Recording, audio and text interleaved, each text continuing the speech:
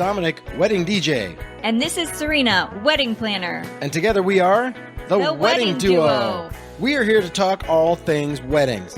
Planning a wedding can be stressful, but we are here to help. So before you say, that's it, we're going to Vegas, don't go to Vegas. Let's have some fun. Join us as we answer your wedding questions and help navigate planning one of the biggest days of your life with the Wedding Duo. Hello, everyone out there in listening land. We're back for yet another episode of the Wedding Duo podcast. So excited to talk about weddings, as we always are. Every week we do this, and it doesn't ever get boring. I said that like I'm a late night DJ. We're up all night with Dominic and Serena. If you're out there driving or listening, sorry, was I getting all romantic? Yeah.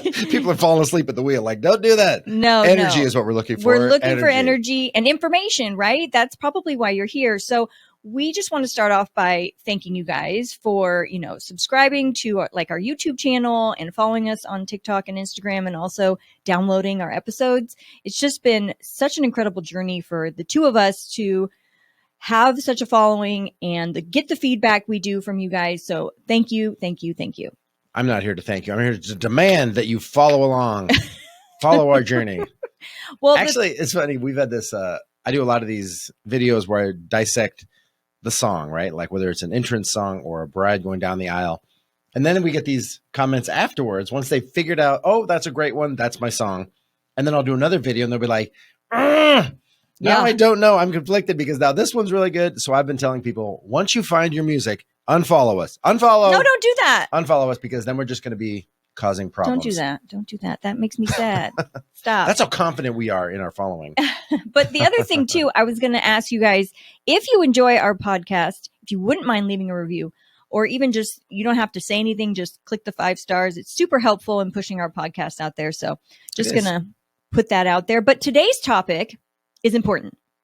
Not that any of the topics we talk about aren't important, but I think there's a lot of kind of stress around this. And that's why we want to talk about it. We're going to talk about wedding party.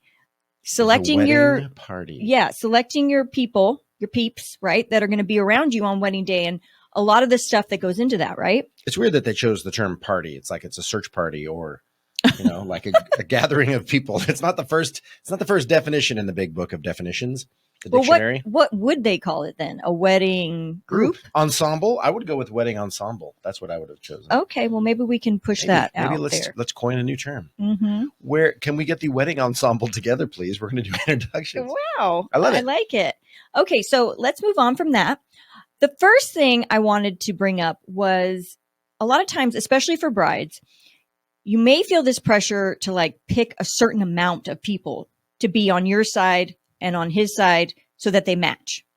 Doesn't have to be that way. Okay. Even Stevens. If you are thinking hey, I really want to make sure that the bridesmaids and the groomsmen pair up, there are ways you can handle this. So you can have, let's say, 5 bridesmaids, 5 groomsmen, and then make people ushers.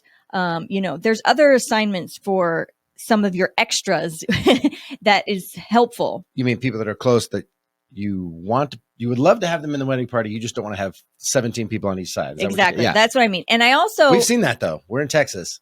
We've had some large groups. I had one. I remember it very clearly. The TikToks did very well. The videos did well because were there 18 groomsmen and no, there weren't that many. Yes, there were. There? We're going back to look. Do you remember that? I was videotaping. It was like there were so many. There were a lot. I do remember that. I mean, that was just like you're in the wedding party and you're in the wedding party. I'm going Oprah on you. Oprah. You get to be the bridesmaid and you get to be the bridesmaid. No, I get it, right? Sometimes people feel overwhelmed. They've got a big friend group. They've got a lot of siblings. And so you can assign other roles to those people and maybe keep your group smaller. Yeah. The other thing too is that don't feel like you have to have even numbers. I have done several weddings recently where they have 5 bridesmaids and only 3 groomsmen, or however it works. Yeah, and happens all the time. It does. None. You can have none. Or you can have none. You can Some say people nope. choose, no, I don't. Because the thing that happens is you start down this road and you go, yeah, but if you bring John, then you got to bring Phil. Yeah, but if Phil comes, then Steve has to come. And you're like, oh, Lord. What do you mean? As a guest or? Well, that's how you get 20 people on each side is like, oh, you mean you feel well, bad. If you bring him in, then you got to bring him in. And then if he comes in, then, his twin brother, Steve, I mean, how do you, it can be stressful, like you said. Yeah. And that's something that I've talked through with a lot of my couples is, don't feel like you're going to hurt people's feelings, or don't worry about it as much as you think they might be like, oh my gosh, she didn't have me in the wedding party. Yeah. Like, it's a tough decision. I was going to put my sister as my maid of honor, but I still remember when I was 7 and she cut the hair on my Barbie, and I've never let that go. What are you going to hold a grudge? You're out, lady. No, don't do that. But there's ways to handle it. So like we said, you can have an uneven group. You can make people, ushers or other assignments within the day. The other thing too is I've seen some really successful events where they just had one. They had one maid of honor and one best man, and then everyone else was something blue crew. Have you heard about this? The blue crew? The blue crew, right? So I'm not. This is a thing. You just totally made that up right now. I did not make that up, but this is a thing I've seen on TikTok, and you guys may have seen it as well. Your something blue is actually like a group of friends or family members. The blue crew. The something blue crew. Do they have to be dressed up like blue men or something? No, I mean, generally they wear blue. This haircut. Yeah, well, we're not having that happen, but generally they wear blue, right? But also formal wear. They're not like wearing something silly. It's pretty clever that something blue is the blue crew, your wedding party. But it's not your wedding party. It's the other people. Oh, so you have the wedding party, then you have a blue crew that's outside, that's like the people that are almost on the inner circle, but not quite. Right. So you have they're your something blue, and it works really well. Like I was saying, maybe you weren't listening, but not people out there, you sitting next to me. If you have your just one best man, just one maid of honor, and then you're something blue crew. It's interesting. It's got merit. Somebody out there is like, I'm writing this down. And somebody else is out there is like, that's stupid. Well, because that's okay. It is, because we always say it's your day. It is. You said it is. It is stupid. It could be stupid if you choose it to be. It's your day. You get to decide what's stupid and what's worthy. And real quick, while we're talking about the uneven side of things, let's talk about how you can address that through the course of the day. Because people always think like, oh, they have to go down the aisle coupled up, right? The wedding party. That's why they have to match. Like, no, you don't have to do that. And not even for pictures. Usually they go off to the side. They're zooming in on, they're going to have a certain angle, the photographers, where they're not necessarily going to say, lean back. I want this picture to really be clear that we're lopsided on this. I mean, that's not a shot that they get very often. But if you go down the aisle, I think one of my favorite ways to see it happen, sometimes the groom just pops in from the side. I'm like, no, it's his day too. Let him go down the aisle if there's a groom. I like to see the groom and the officiant shoulder to shoulder. You've heard me say this a bunch of times. Mm-hmm. And then I think 2 steps behind them, the best man, 2 steps behind them, the next groomsman, and like just ducks in a row. And they walk down to a particular song. And then the groom turns around, gives a bro hug, and the guys take their position. And then the ladies come out one at a time. So you can do it where there's one guy with 2 girls or vice versa. Mm-hmm. That works fine too. But if it's like, it's a narrow aisle, I don't know. Those 2 dated in high school. Now they hate each other. How do you, how do you address those how do you address it? Right. Yeah. Just have the guys come out and then the girls come out. And I think it's very cool because the guys were just told to dress like the guy next to them. Whereas the girls, for the most part, this sounds stereotypical, there was a lot that went into the outfit. Which dress are you going to wear? Which am I going to wear? Off the shoulder, spaghetti straps, the flowers, the shoes, the hair, the makeup. Yes. Give them their moment, right? Yeah, it's nice. Yeah, it's nice. And the other thing too is so that's the ceremony portion. So a lot of people think like, oh, they have to match up. So don't necessarily have to do that. The other thing is during intros, a lot of people think like, oh, they have to go in as pairs, right? Same pairs that went down the aisle. So the way to address that is same thing. I usually switch it up though. I usually bring the ladies in first because I trust your gender more than mine to not screw it up. Because I say like, I just want you to walk out there, start like a crescent or a half moon or a bent line, if you will. And then the guys come in and just line them next to them. But you can have a song for that, right? Have the ladies come out to some Fergie with Glamorous or Man, I Feel Like a Woman or whatever the power song is for the girls. Mm-hmm. Girls just want to have fun if you're an 80s fan or whatever. And then have the guys come out to Save a Horse, Ride a Cowboy or The Boys Are Back in Town by some Thin Lizzy or Sharp Dressed Man or Suit and Tie, whatever it is. Like, and you can have a song for them. And the one thing it's benefit, not just when it's lopsided, sometimes the guys like know each other from a sports team or a fraternity or just hanging out or Call of Duty or whatever. They've just hung out a lot together. And the same thing with the ladies. Oftentimes they played soccer together or they were in a sorority or whatever. And they know each other, even if they just met on the bachelorette party or the bachelor party. Mm-hmm. But it's possible the guy's supposed to walk out with this girl who he met 6 hours ago, and it's just awkward, and they just don't know each other. And there's this pressure to do this silly dance. Yeah, and they come out and they feel weird. Know each other, So, but the guys will tend to come out like more comfortable coming out with a group of guys, safety in numbers kind of thing, right? So it's another thing that could work in your favor if that's the dynamics that you have within your group. Right. And something to consider too is like the labels that you give your, especially like your ladies, right? Like, so there is the maid of honor and then there's the matron of honor. And what is the difference there, right? It's funny that there was somebody in the industry that I was talking to recently, and I go, no, she's married, right? She's the matron of honor. And he looked at me and he goes, is that what that means? I go, dude, you're in the industry. How do you Stuff know can escape you. The maid of honor is single and a matron of honor is married? Yeah, so that's the difference. What about the best there. man, though? Best man is, I don't think Correct. It matters. No. Right? But the thing is, you can have, there are no rules here, people. You could have multiple maids of honor. I've seen that. I've got my two sisters. They're both maids of honor. You can have, men. Right, co-best men. You can have no maids of honor, no matrons of honor. You can have everybody is equal, you know. Because then it's hard because you're like, oh, Lord. Traditionally, though. If she doesn't get to be the maid of honor. Right. So if you're really trying to avoid those uncomfortable situations, right, you can just not have those labels. But the other thing to consider is when you're selecting your group, and I'm speaking from the girls' perspective, who's going to be available to help you?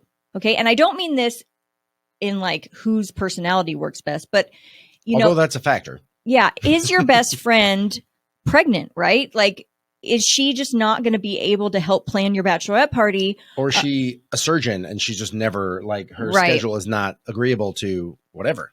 Or the other thing that I've seen girls do too is have it be a group effort, right? Like, don't put it all on one bridesmaid, one maid of honor. Assign them specific tasks to help with certain things. Make it, a group effort. So that's something to consider too, is like, are they available to help? And then, don't put it all on one person because it can be a lot. Yeah. Or if your cousin, who you're really close with as well, is in town and she can come to all the meetings with you, the fittings, the tastings, whereas your sister lives in Chicago and you're like, she just can't. I mean, yeah, it's just but again, it's the personalities. If somebody's going to get all their feelings hurt and you're like, fine. Well, the other thing to do though, fine. The other thing, have these conversations, right? Like, explain why you made that decision to the person.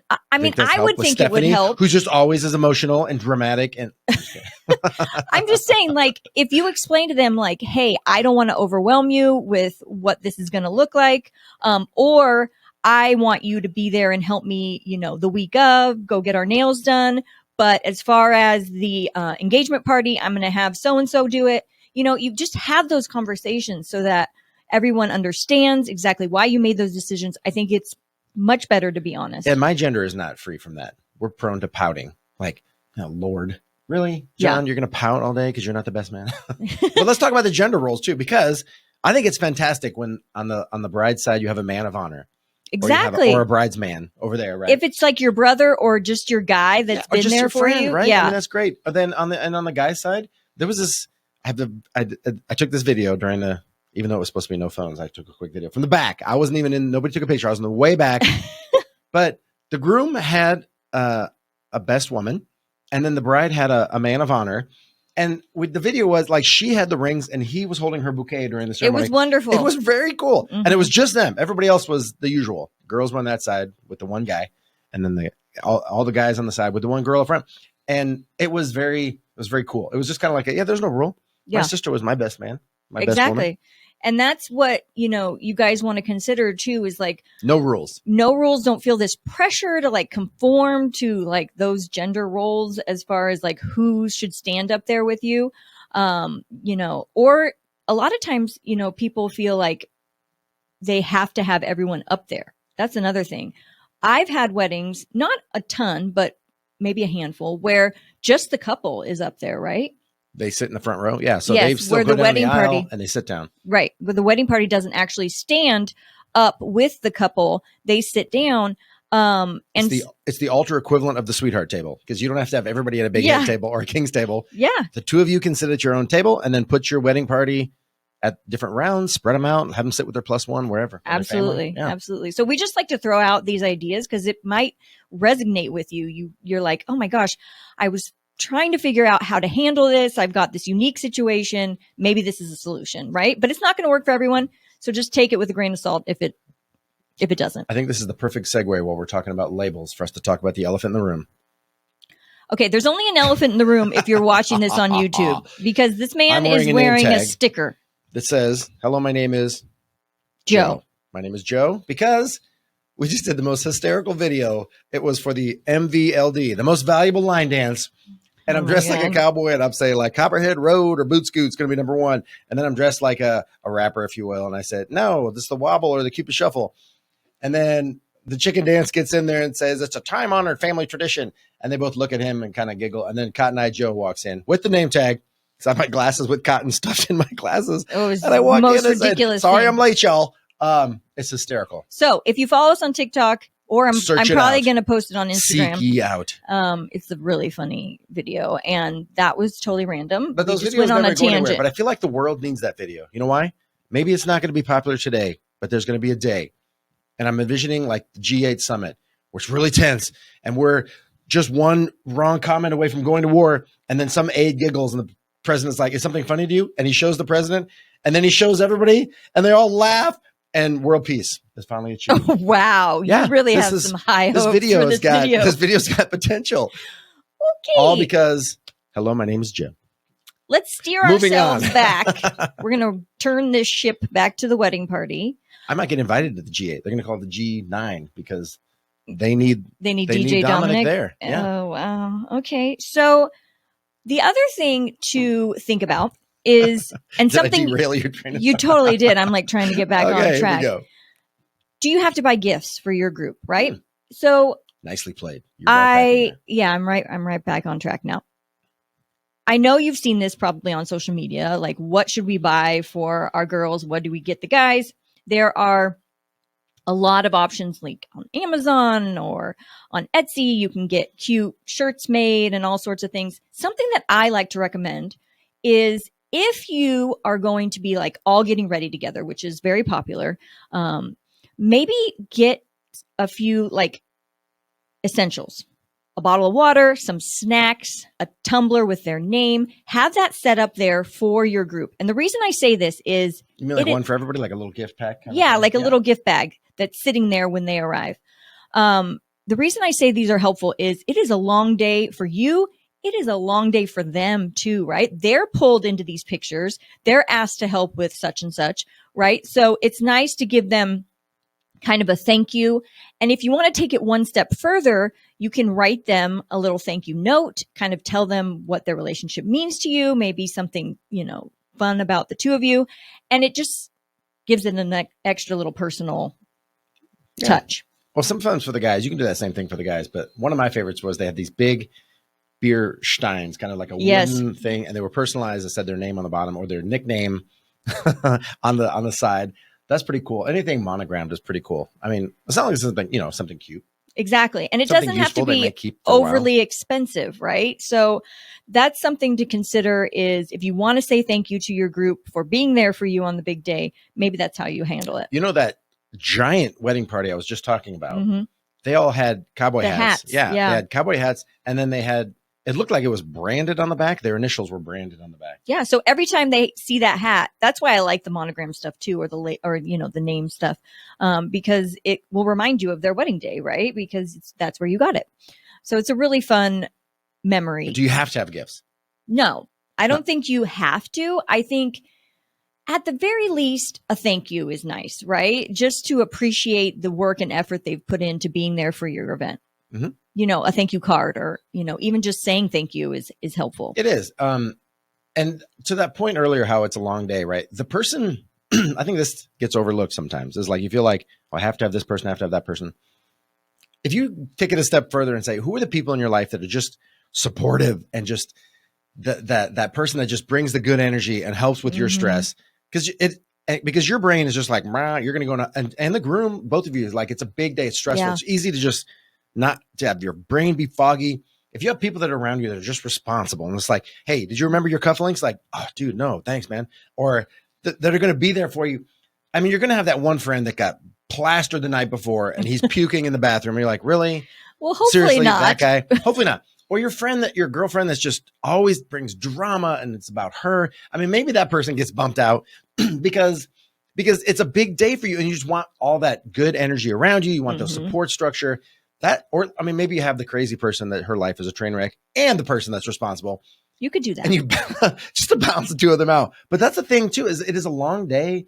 The bachelorette party, which is usually falls on the maid of honor or the best man to put together the parties. That's one of their responsibility, right? Mm-hmm. Besides, don't forget the rings, best man. Yes. And that's something, just a little tidbit, right? A lot of people think like if you have a ring bearer, that they actually carry the rings. I really suggest, especially if the ring bearer is under like 12, that they don't actually have the rings with them. They can carry a box or a pillow, but I don't actually put the rings there just it's exciting for an obvious reason. I've seen the 3-year-old with the pillow, with the rings actually tied on the pillow. And I go, I sat the planner, I go, are those the actual rings? Those look legit. Like the gives you little fake ones or something. And she goes, those are them. And I go, oh, this is exciting. Yeah. I was like wide-eyed, like, oh, this is bound to go south. It didn't. He made it up there.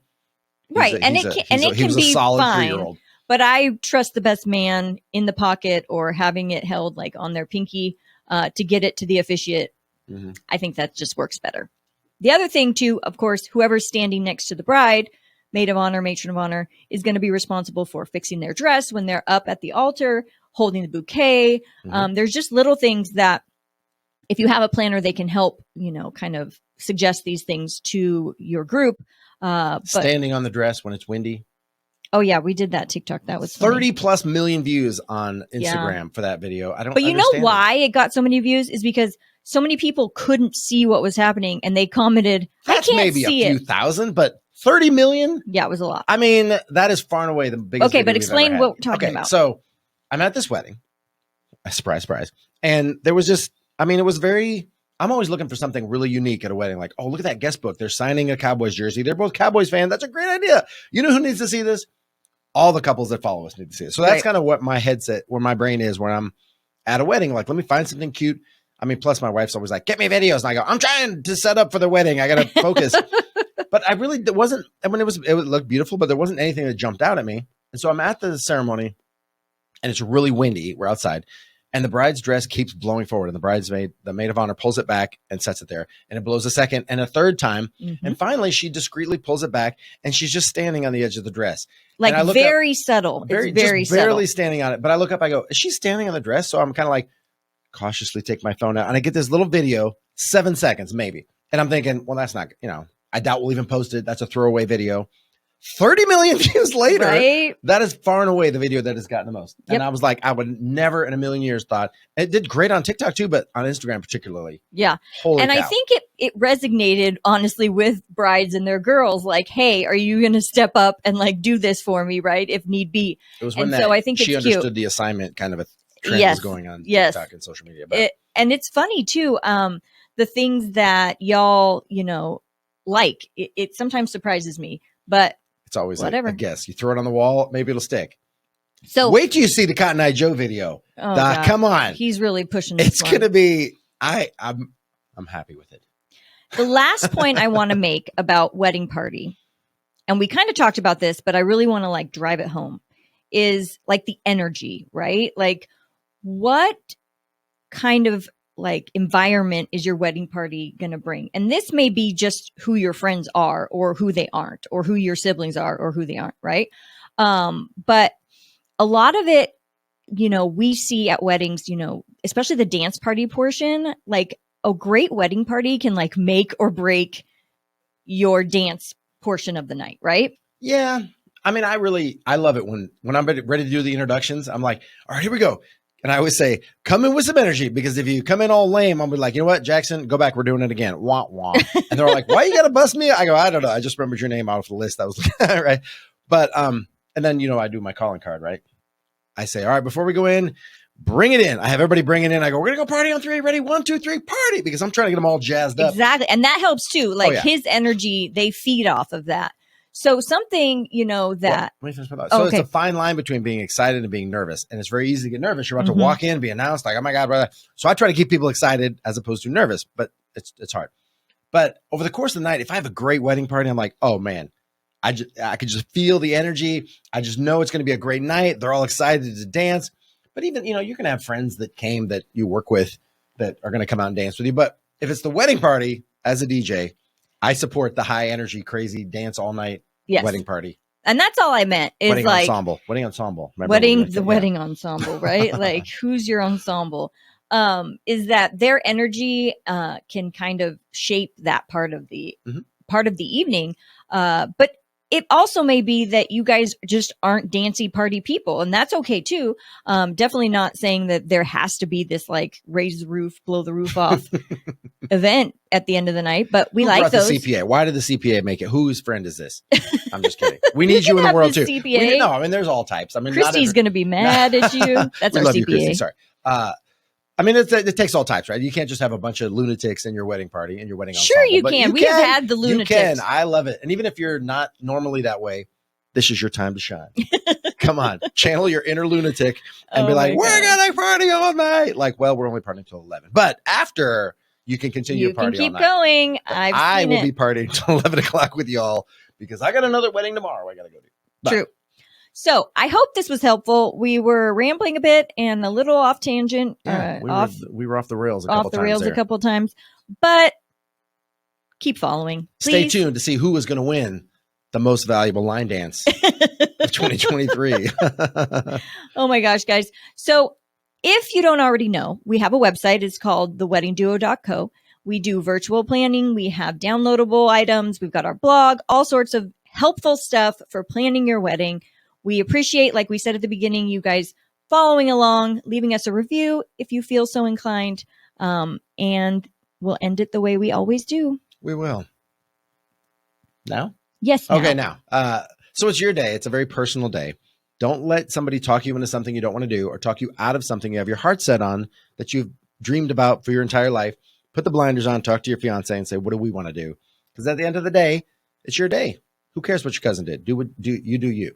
You do you. We're blowing kisses. We're blowing kisses. Mwah. Happy wedding planning. Bye. Bye.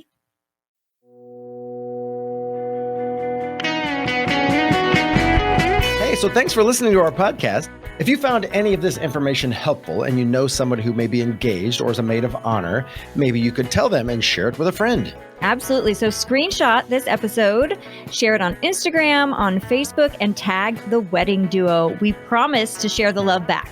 Also, if you are interested in more resources or the show notes, you can go to theweddingduo.co. We have one-on-one virtual sessions, a shop, all sorts of fun stuff. Check it out.